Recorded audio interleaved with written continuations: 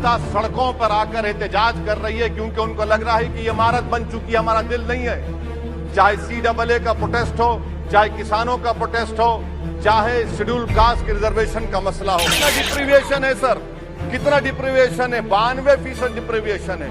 इस मौजूदा पार्लियामेंट में स्पीकर साहब सिर्फ 26 है, 14% मुसलमान और सिर्फ 4.8 उनका रिप्रेजेंटेशन है। बताइए, हम वोट डालने वाले बन गए, वोट लेने वाले नहीं बने। बाबा साहेब अम्बेडकर ने सही कहा था, अंग्रेज उस जमाने में पार्लियामेंट बुलाते थे टैक्स बढ़ाने के लिए। हम उसी रास्ते पर जा रहे हैं, हम उसी रास्ते पर जा रहे हैं। हम तो बाबा साहेब अम्बेडकर को हमने सच साबित कर दिया। चाणक्य ने सही कहा था कि जब राज चलाने वाले व्यापारी हो जाएंगे तो उस राज के लोग भिखारी हो जाएंगे।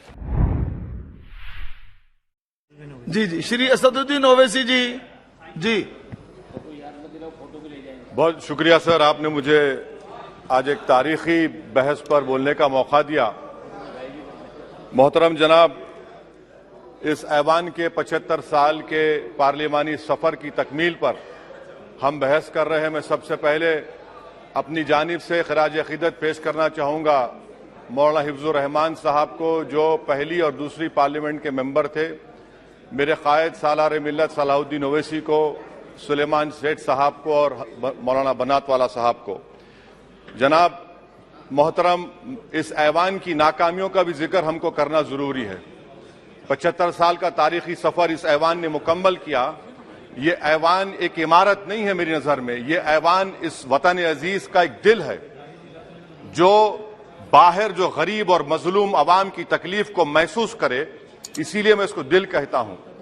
मैं आपके सामने 15 मिसालें पेश करूंगा जहां पर इस ऐवान ने अपनी नाकामी का सबूत पेश किया। एक उस वक्त जब दिल्ली की सड़कों पर सिखों की नस्लकशी की जा रही थी। एक उस वक्त जब 6 दिसंबर को बाबरी मस्जिद की शहादत हुई। आ रहा हूं भागलपुर, जिसमें रेशम के कारोबार को खत्म किया गया, मुसलमानों को दफना दिया और वहां पर फूल गोभी उगना शुरू हो गई। एक उस वक्त नाकामी साबित हुई जब मुजफ्फरनगर और गुजरात में नस्लकशी की गई। एक उस वक्त सर जब हम देखते हैं कि मुंबई की सड़कों पर इंसानियत का नंगा नाच हुआ। एक उस वक्त जब इस ऐवान में टाडा पोटा का काला कानून बनाया गया, UAPA का कानून बनाया गया, आफ्सपा का कानून बनाया गया, जिसको 1 साल के लिए बनाया गया था। 58 में हम 2023 में आ गए। एक उस वक्त नाकामी साबित हुई जनाब, जब हम देख रहे हैं कि आज ये जो दिल है, भारत का दिल है, हिंदुस्तान का, इंडिया का दिल है, आज गरीबों में, मजलूमों में, मुसलमानों में, कश्मीर की आवाम में, दलितों में, आदिवासियों में इस ऐवान की मोहब्बत और एतमाद खत्म हो रहा है, कम हो रहा है।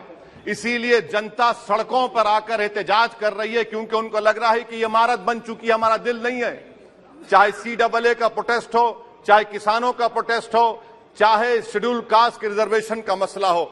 इसीलिए मैं आपके जरिए हम तमाम को मुतनब्बे करना चाह रहा हूं कि अगर हम रोडों पर इंसाफ करना जनता को अलाउ करेंगे, इस ऐवान को दिल नहीं रखेंगे, तो याद रखिए ये हमारी पार्लियामानी जमहूरियत के लिए बड़ा नुकसानदेह साबित होगा। और नुकसानदेह इसलिए भी होगा कि क्या हमको अपने ख्वाब गफलत से, अपनी जिम्मेदारियों से निभाने के लिए क्या भगत सिंह को आके बैठना पड़ेगा ऊपर कि देखो तुमने 75 साल में कैसा कानून बनाया और किसको कहां तक पहुंचा दिया। स्पीकर जनाब, इसीलिए मैं कह रहा हूं कि हम तमाम को अपनी जिम्मेदारियों को निभाना पड़ेगा। ये इमारतें ईंट से बनी हुई जरूर हैं, मगर ये इस इमारत में दिल है। इस इमारत को दिल के तौर पर बरकरार रखना पड़ेगा। स्पीकर सर, एक और मिसाल दे रहा हूं जहां पर इस ऐवान की नाकामी है। सर, अब तक लोकसभा के कितने 899 मेंबर कामयाब हुए। अब बताइए सर, पार्लियामेंट्री जमहूरियत में शराकतदारी की जमहूरियत है, रिप्रेजेंटेटिव फॉर्म ऑफ डेमोक्रेसी में 8,992 में कितने मुसलमान कामयाब हुए? कितने सर? 520, जबकि 1070 को इस ऐवान का मेंबर होना चाहिए था। कितना डिप्रीविएशन है सर, कितना डिप्रीविएशन है? 92% डिप्रीविएशन है। इस मौजूदा पार्लियामेंट में स्पीकर साहब सिर्फ 26 हैं, 14% मुसलमान और सिर्फ 4.8 उनका रिप्रेजेंटेशन है। बताइए, हम वोट डालने वाले बन गए, वोट लेने वाले नहीं बने। या तो हकीकत यह है कि आप वोट डालना नहीं चाहते उनको, आप सबको वोट डालेंगे, मगर जहां पर मुसलमान आएगा वो कामयाब नहीं होगा। बताइए, जब दिल में एक 14% आबादी की नुमाइंदगी नहीं होगी तो आप क्या फैसले करेंगे? क्या इस ऐवान को हम कहेंगे कि ये रिप्रेजेंटेटिव फॉर्म ऑफ डेमोक्रेसी है? स्पीकर साहब, मैं आपको एक और मिसाल देना चाह रहा हूं। बाबा साहिब अंबेडकर ने सही कहा था, अंग्रेज उस जमाने में पार्लियामेंट बुलाते थे टैक्स बढ़ाने के लिए। हम उसी रास्ते पर जा रहे हैं, हम उसी रास्ते पर जा रहे हैं। हम तो बाबा साहब अंबेडकर को हमने सच साबित कर दिया। स्पीकर साहब, आखिर में मैं आपको बताना चाहूंगा कि आज आप देखिए कि चाणक्य ने क्या कहा था। चाणक्य ने सही कहा था। चाणक्य ने सही कहा था कि जब राज चलाने वाले व्यापारी हो जाएंगे तो उस राज के लोग भिखारी हो जाएंगे।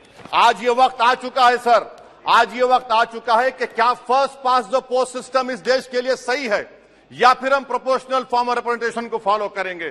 First pass the post system, जिसके पास एक मजहब का वोट होगा, जिसके पास दौलत होगी, वही इस ऐवान में आ रहा है। इसीलिए हम कह रहे हैं कि आप इस जमहूरियत की नाक, कहीं ये जमहूरियत कमजोर ना हो जाए, मुझे इस बात का डर है सर। आखिर में मैं खत्म करने से पहले एक बहुत बड़े शायर ने कहा था, उस पर खत्म करना चाहूंगा कि अभी चिरागे सरे राह को कुछ खबर ही नहीं, अभी चिरागे सरे राह को कुछ खबर ही नहीं, अभी गिरानिए शब में कमी नहीं आई, अभी गिरानिए शब में कमी नहीं आई, निजात दीदे दिल की घड़ी नहीं आई, चले चलो कि मंजिल अभी नहीं आई। स्पीकर साहब, आखिर में याद रखिए एक बात को मैं सबसे कह रहा हूं कि पिच बदलने से गेम नहीं बदलता, गेम को बदलना पड़ेगा।